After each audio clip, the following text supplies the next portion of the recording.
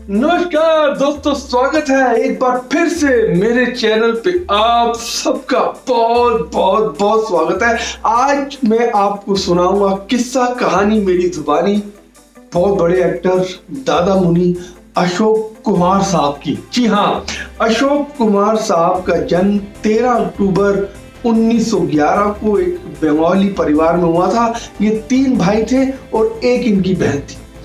अशोक कुमार साहब के फादर जो है वो वकालत करते थे और वो चाहते थे कि उनका जो बड़ा बेटा अशोक कुमार, जी हाँ, उनका नाम अशोक कुमार आगे चल के फिल्मों में कैसे पड़ा ये भी मैं आपको बताऊंगा। वो चाहते थे कि वो एक वकील बने, वकालत करे।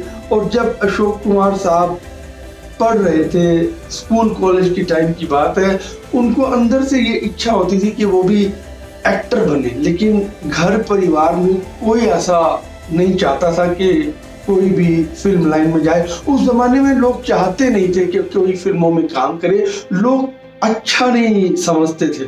लेकिन अशोक कुमार साहब जब बड़े हो रहे थे और उनको जब ये पता चला कि उनके बहनोई जो है वो बॉम्बे में फेमस स्टूडियो में काम करते हैं, और उनको ये भी पता चला कि बाहर विदेश से कोई डायरेक्टर आ रहा है जो कि स्टूडियो बनाना चाहता है फिल्मों के लिए।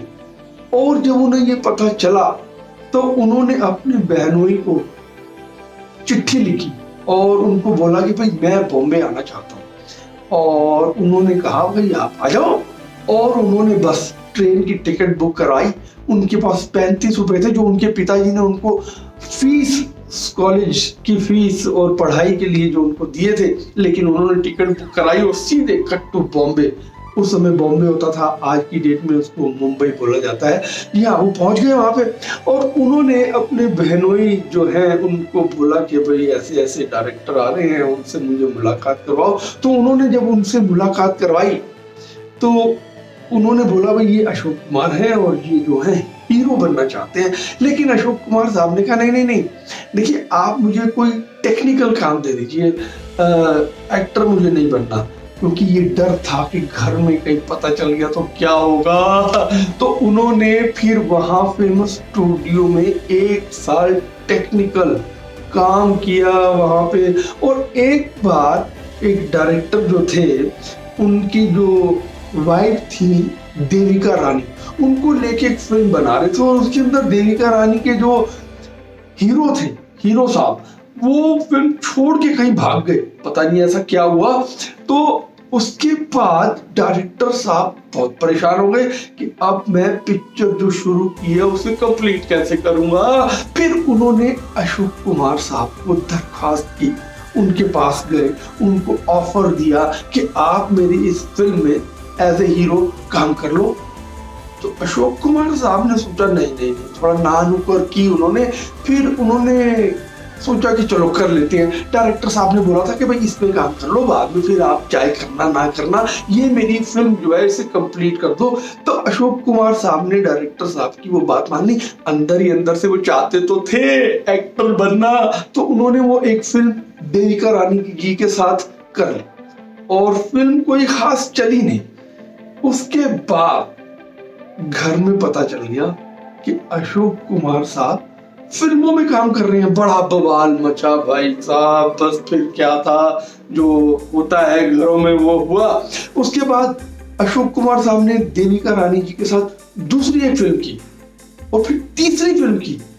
तो वो 1-2 फिल्में जब उनकी चली, उसके बाद तो बस मैं कह रहा हूं उनकी तो निकल पड़ी एज ए हीरो। उन्होंने एक फिल्म की थी किस्मत, इतनी चली, कहते हैं कि आगे चल के उस फिल्म का रिकॉर्ड शोले मूवी ने तोड़ा था। जी हाँ, इतनी चली थी फिल्म। उसके बाद अशोक कुमार साहब ने पीछे मुड़ के नहीं देखा और वो फिल्म करते चले गए।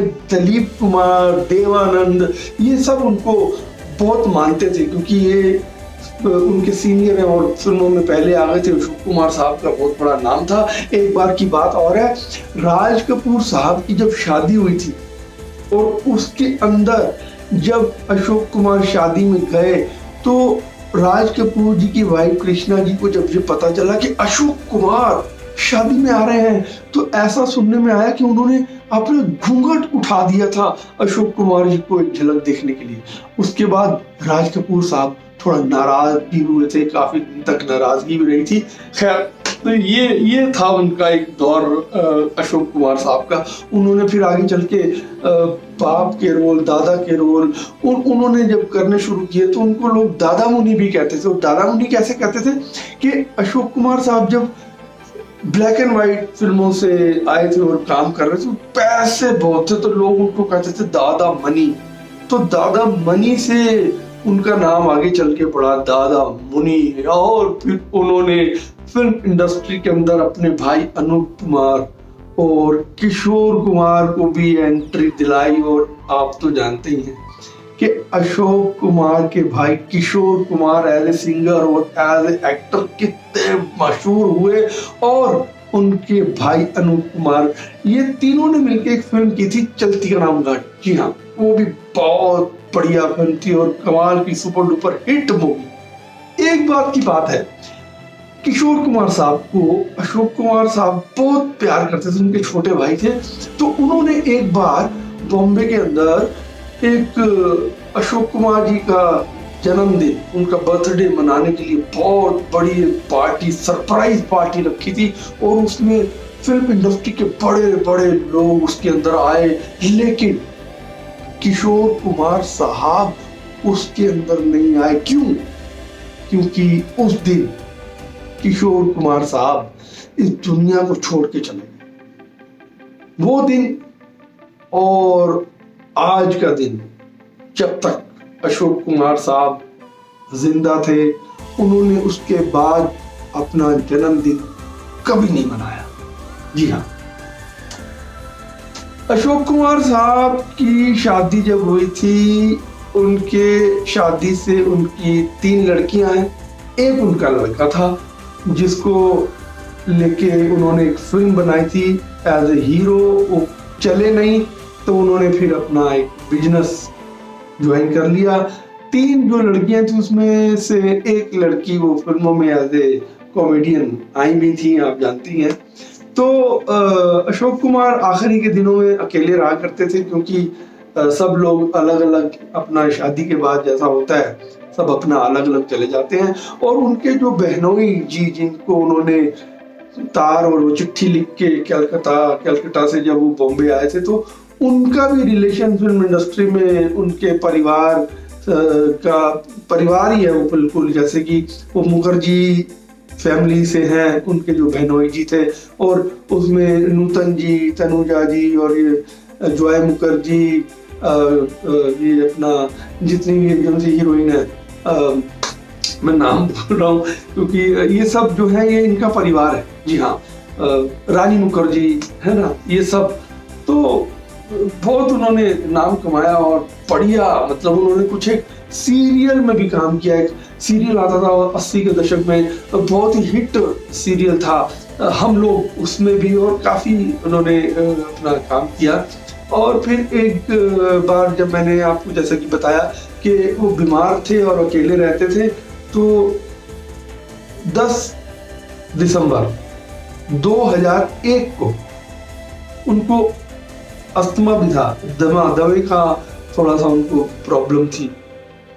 तो 10 दिसंबर 2001 को अशोक कुमार साहब इस दुनिया में नहीं रहे। उनको काफी अवार्ड भी मिले थे, दादा फाल्के पुरस्कार और काफी अवार्ड मिले थे, और वो इस दुनिया को छोड़ के चले गए। तो सबने जाना है।